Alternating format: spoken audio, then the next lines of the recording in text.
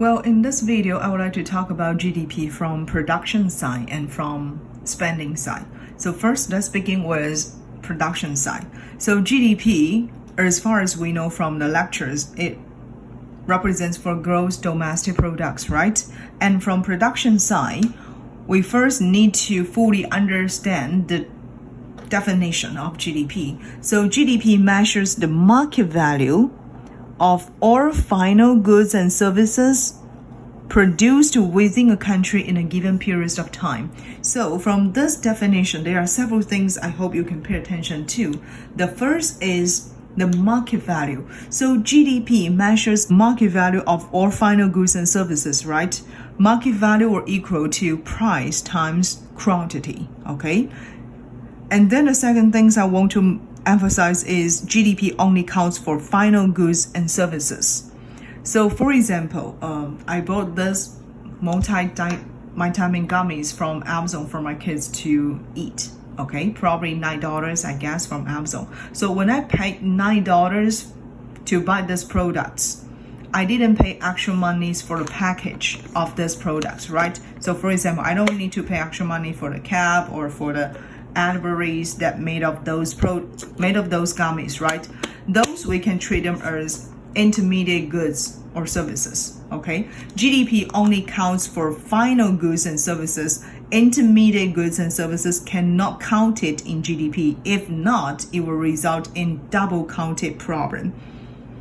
The third point in this definition is GDP counts for the products that produced within a country, no matter about the nationalities. So for example, if in the future you found a job in Canada, okay, and then your work or your income, your salary will counted in Canadians GDP, not US GDP, okay? And maybe here I work in LBCC, even I'm not a US citizen, but my earnings, my income will counted in the USA's GDP, okay? So GDP measures the things that produced within a country, no matter about the nationalities. And then the last things or the last key points in this definition is GDP should be something that produced in a given period of time. Therefore, if we count it for this year's GDP, the used cars transaction cannot count it in this year's GDP because the used cars probably produced in several years ago. They were counted in the previous year's GDP. So GDP will only count for the products that produced in a given period of time. And those are the four key points I want to emphasize for GDP from production side.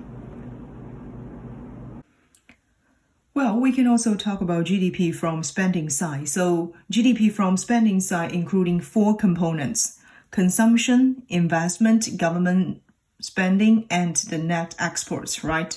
Consumption here including two parts: consumption, goods and services.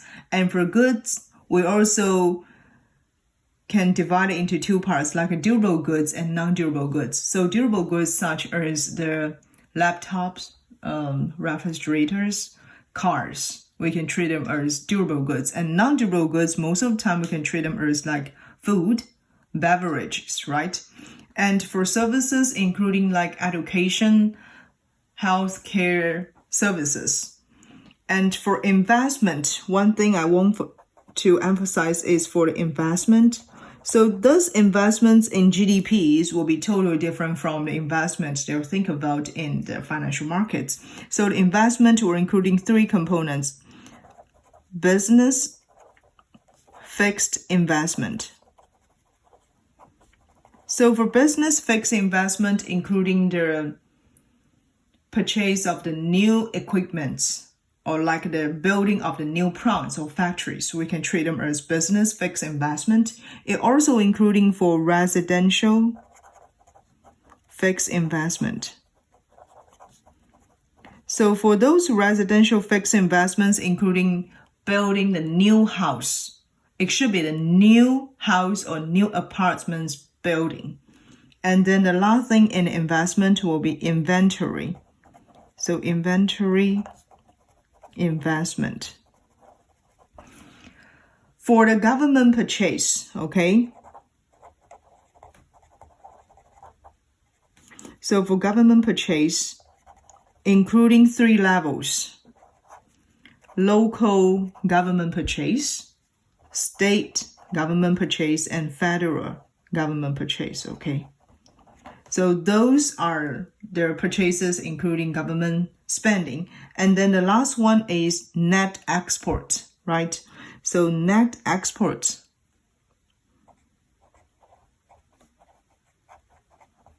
it will just equal to export subtract import.